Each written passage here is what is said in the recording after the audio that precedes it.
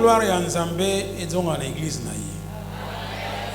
Molimo santo azali mutoyo azongezaka gloire ya Nzambe na kati église. Monaki na mokanda Ezekiel tokamaki gloire ya Nzambe bimaka na temple ekei mpona mosoto ekotaki na lingomba na ye atango wana. Lelo tondimi ke biso tondimi Jésus tosukwami Nzambe apetoli biso apurifie biso na makila ya Jésus yango wana tokoyemba na esengo tika gloire na ye ezonga na kati ya lingomba.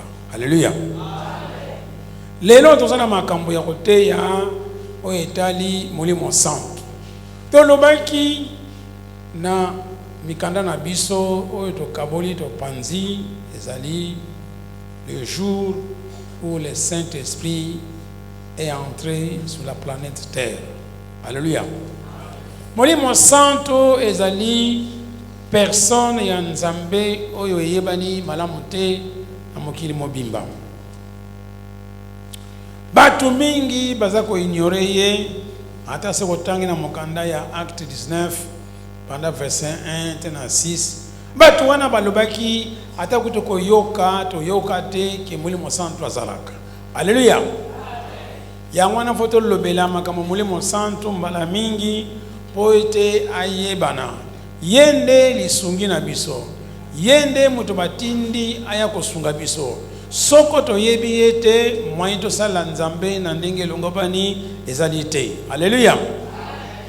Na mukanda Acte Nzambe lobi na na mukanda Joël Nzambe lobi ke na mikola suka ye azali kosopa Molimo Santo na ye na mokili mobimba.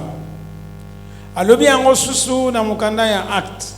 Kasi na mukanda Joël Nzambe lobi azali kosopa Molimo Santo na batu nyonso. Batu mingi bayebaka te batu nyonso baza banani.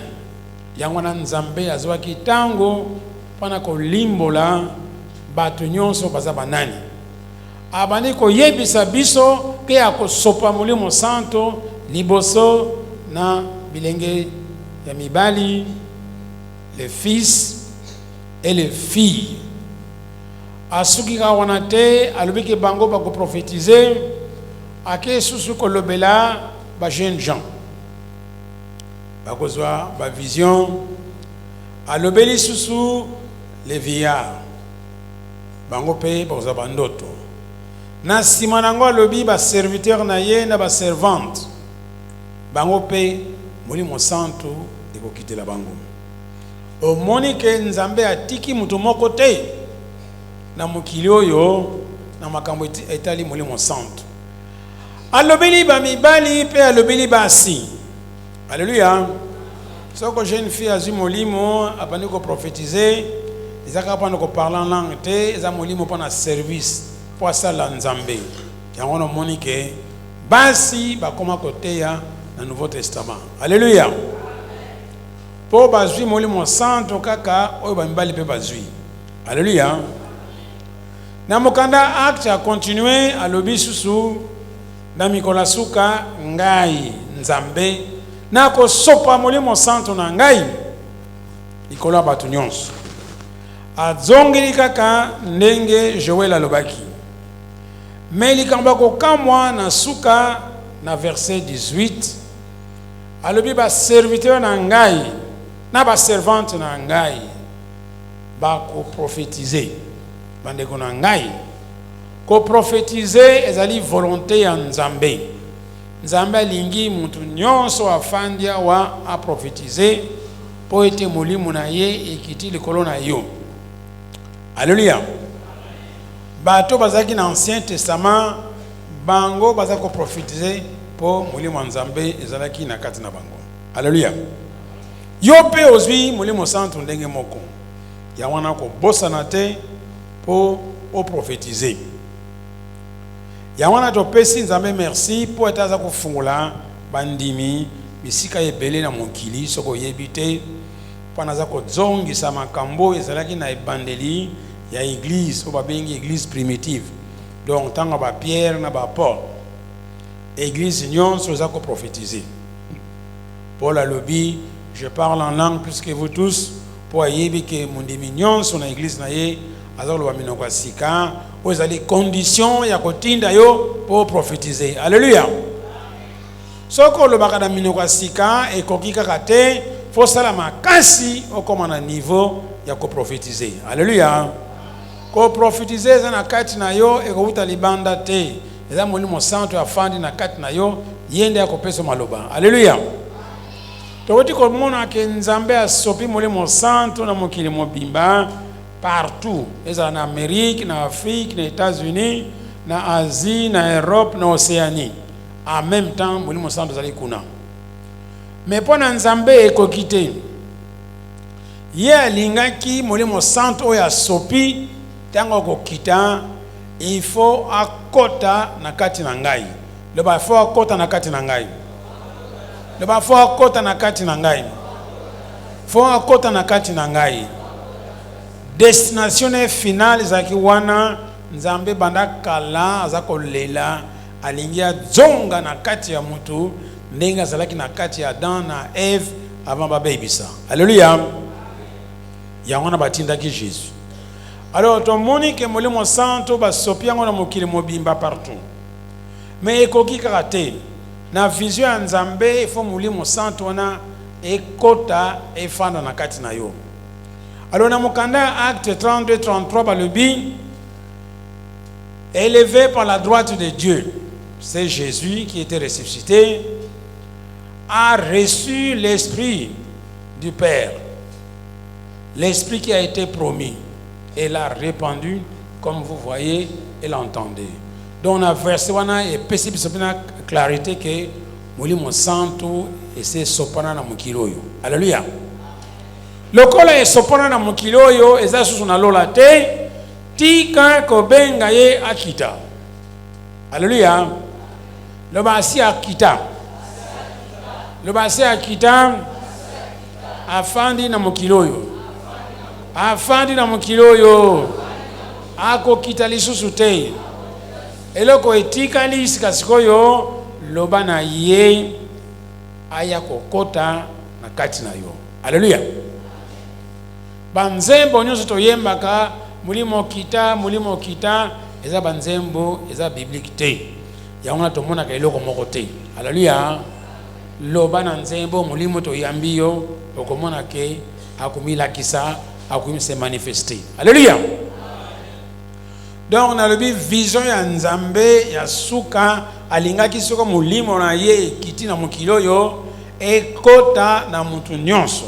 Pour Nzambe azala partout et en tout. Alléluia.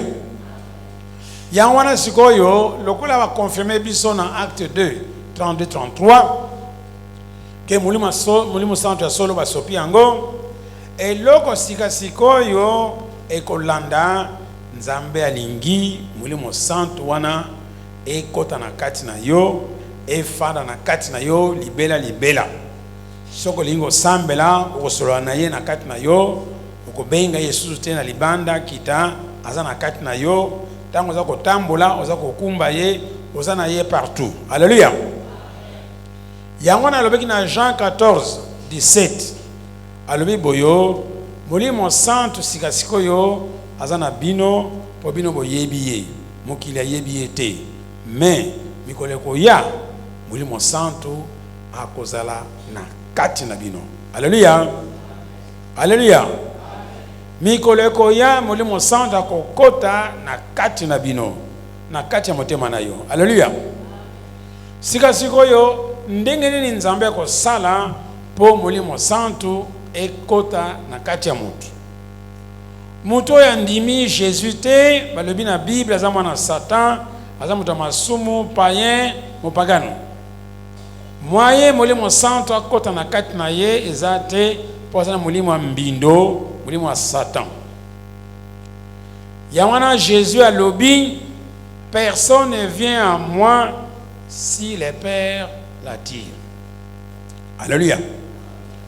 Donc tolingi pendant qu'on n'est pas à Jésus poto yambaye akoma mokonzi na biso mobikisi na biso esengeli molimo santo ye abenda biso pa ya Jésus.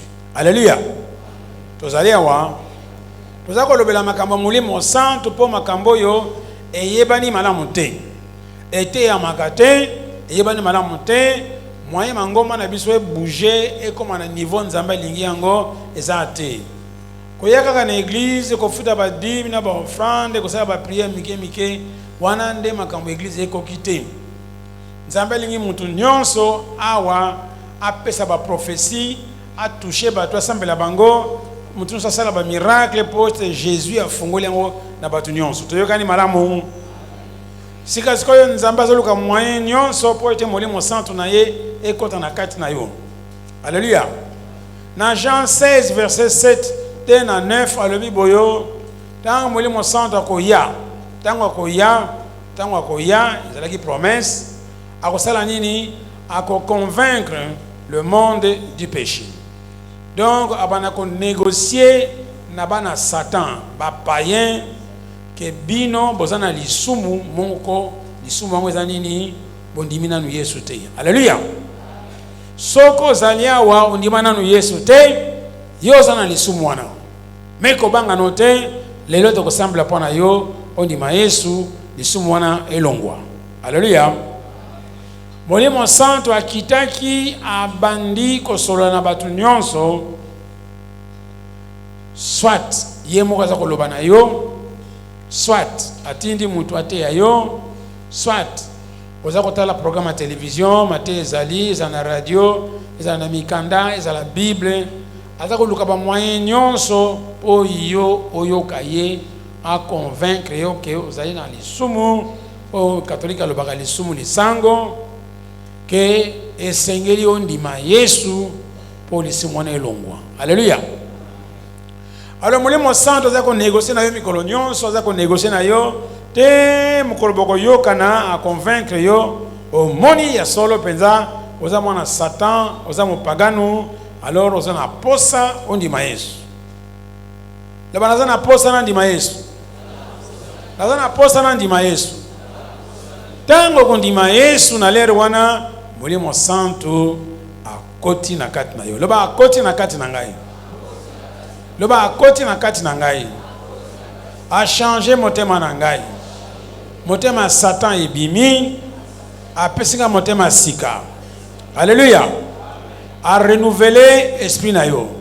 Esprit na yo est comme vivant. Ezalaki ya kokufa sika sikoyo est comme vivant. Jésus le bin na mokanda ya Jean chapitre 5 verset 24, tu es passé de la mort à la vie.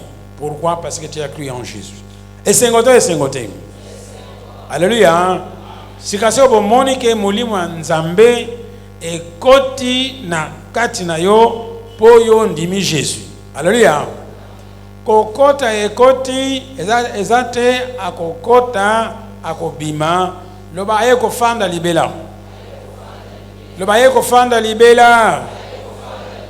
Ayeko fanda libela. Te mokolo kokufa azaka na yo. Alléluia.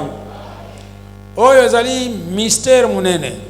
Ezali miracle munene Nzambe a réalisé na kati ya mokilo yo a parvenir kofandisa molimo na ye na kati ya mutu. Alléluia.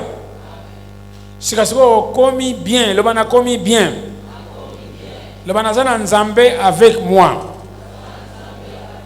Emmanuel. Pona protection na ngai. Pona protection na ngai. Pona accompagnement na ngai. Partout na kokende azako accompagner ngai. Le bana zana Nzambe na ngai. Na kati na ngai. Azako travailler na kati na ngai. Azako travailler pour na kokana na Jésus. Wana esprit 1. Yango nde nouvelle naissance. Le banazana nazana Nzambe na ngai. Sur ngai. L'esprit sûr. Yango to sambla lelo okoyoka ngoke l'esprit sûr ezalaka ekotokisa yo okomona moto okomona courant makamandenge na ndenge yango ne nguya pona ko sala misala ya Nzambe. Alléluia. Donc si kasoko komi na esprit na kati na yo, esprit avec toi, esprit sur toi. Jésus le dit, l'esprit du Seigneur est sur moi pour enseigner, prêcher la bonne nouvelle. Alléluia. toyoki yango sikoyo lokola ofandi wana soko ndima Jésus gloire à Dieu ozana yango soko ozana yango te tokosambela ndima Jésus lokola Molimo Santo afandi na kati na yo aye kosala misala Jésus le baye kosala misala Jésus aye kosala misala Jésus aye kosala misala Jésus na kati na ngai mais Molimo Santo azana problème moko ye aza molimo mais azana nzoto te le bazana nzoto te le bazana nzoto te yango wana azana posa ya nzoto na ngai le bazana posa nzoto na ngai po abana kosala misala Jésus azana posa nzoto na ngai po abana kosala misala Jésus alors lelo kotuna ye akoyebisa yo ya solo azana posa nzoto na yo po ya sala misala Jésus Jésus azako guérir batu azako fungola misu matoi ba boite bazako tambola ba mort bazako résister yon azako teya azako prêcher de village en ville de village en village de ville en ville boyete alors Molimo Santo na rendre capable yo pe sala misala wana to moni sikasikoyo ke destination finale ya Molimo ezalaki kate esopa na mokili mais ezalaki tango esopa na mokili yo ndimi Jésus eye kokota na kati na yo efandi libela loba efandi libela efandi libela loba na kobenga Yesu te aza na kati na ngai na kosolola na ye akopesa réponse alors lelo yo na place to komi sikoyo Molimo Santo akoti na kati na yo po ndimi Jésus alléluia alors biso nyonso toyebi te bamusu bazali awa bamusu bayeka lelo bamusu bazali bato ya kala mais jamais bazwa prendre décision ya kondima Jésus na motema na bango alléluia alors Molimo Santo azali awa ndenge tolobi aza ko négocier na yo akoloba na yo pesa motima no pa ya Jésus pesa motima no pa ya Jésus pesa vino pa ya Jésus pesa bomoi no pa ya Jésus po ya limbisa yo masumu nyonso sala bana babota yo to lelo akolimbisa ngo na makila na ye oyo kosukula ngo alléluia ozana posa ya kotubela masumu ya kalate ozana posa ya koyeba makambo ya kalate nyonso balobi akokundango na se ya makila ya Jésus okokoma ekelamu ya sika makambo nyonso ya kala eleki masumu nyonso sala Jésus akopardonner lelo akoyeba ngo lisusu te yo moko bosana yango alléluia ko kende na église te obana kokoma masumu na yo nyonso na papier eza mosala pamba le ba Jésus alimbisi ngai le ba bosani yango akoyeba ngo lisusu te yo ko rappeler lisusu te alléluia alléluia alors biso nyonso toko tosa Molimo Santo po na mosala munene aza ko convaincre les pécheurs des péchés aza ko loba na batu nyonso sima nango nde toko senga nguya Molimo Santo ebima na kati na biso emi lakisa emi manifester alléluia to lingite mutu moko arate to lingi mutu nyonso ayawa aza ko bima na solo penza ke ya solo Molimo Santo aza na kati na ngai aza na esiko yo na yokiye na sentirie na ndimi ya solo Molimo Santo aza na kati na ngai sima nango nde tokobondela mpona bapasi na yo ezala maladi ezala eloko nyonso mais po ndima ke Jésus akoguérir yo Molimo Santo guérir yo il faut yeba liboso ke aza na kati na yo loba aza na kati na ngai Bible lobi soko yo kosambela fo ndima ke Dieu existe loba Dieu existe et puis afutaka bato soko ndimaka te ke Dieu existe moye boyokana na ye zat nzambe aza mosika te esprit saint aza suna lola te aza na mokili awa mais encore mieux aza na kati na yo donc aza na kati na yo po etomi nyokola te ke ozwa avion otraverse oke na Jérusalem to okita na se aye kofana na kati na yo po abana kosala à partir ya kati na yo. Loba à partir ya kati na ngai. Bible a le but de l'eau vive couleront de son sein, de ton sein, bien jailliront, comme les Écritures. Donc, abana kosala na kati na yo, alingia bima aya na munoko na yo, apeso prophétie, alingia bima na kati na yo, aya munoko na yo, aya beso yo kosala, apeso ba vision, apeso ma loba, apeso ba rêve, makambo kili kili. Alléluia. Toyokani. Alléluia. Totelemina no sikoyo.